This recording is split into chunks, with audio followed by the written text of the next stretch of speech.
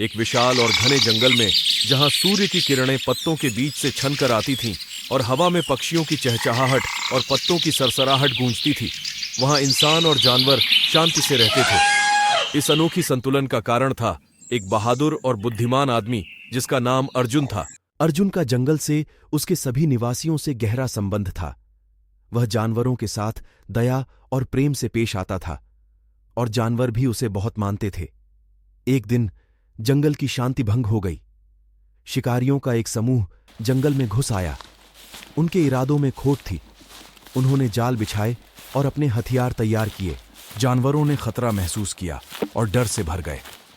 वे अपने विश्वसनीय रक्षक अर्जुन के पास सहायता के लिए दौड़े।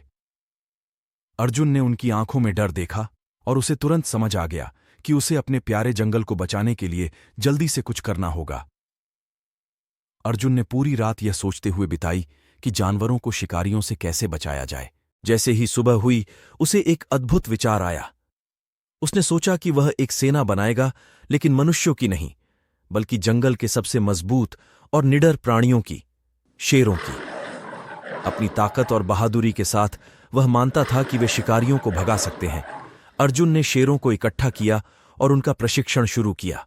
उसने उन्हें विशेष युद्ध तकनीकें सिखाईं, जिसमें अनुशासन और समन्वय का महत्व था। शेरों ने अर्जुन के नेतृत्व का सम्मान किया, ध्यानपूर्वक सुना और अभ्यास किया। दिन प्रतिदिन उनकी कुशलता में सुधार हुआ। उन्होंने एकता में चलना और गर्जना सीखा, जो उनकी बढ़ती ताकत का प्रतीक बन गया। वह दिन आया जब शिकारी फिर से जंगल में आए, इस बार और अधिक संकल्पित होकर। लेकिन इस बार अर्जुन और उसकी शेरों की सेना तैयार थी। जैसे ही शिकारी आगे बढ़े, अर्जुन ने शेरों को संकेत दिया। जोरदार गर्जना के साथ शेर शिकारी पर टूट पड़े। संगठित और भयावह शेरों की सेना को देखकर शिकारी डर गए। उन्होंने लड़ने की कोशिश की, लेकिन अर्जुन के आदेश के तहत शेरों ने उन्हें कोई मौका नहीं दिया। शिकारियों के पास भागने के अलावा कोई विकल्प नहीं बचा। जंगल में उत्सव का माहौल था। शिकारी हार चुके थे और जानवर फिर से सुरक्षित थे।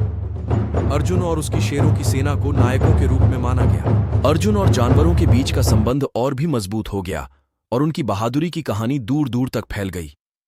उस दिन के बाद से जंगल एक बार फिर शांति और सद्भाव का स्थल बन गया।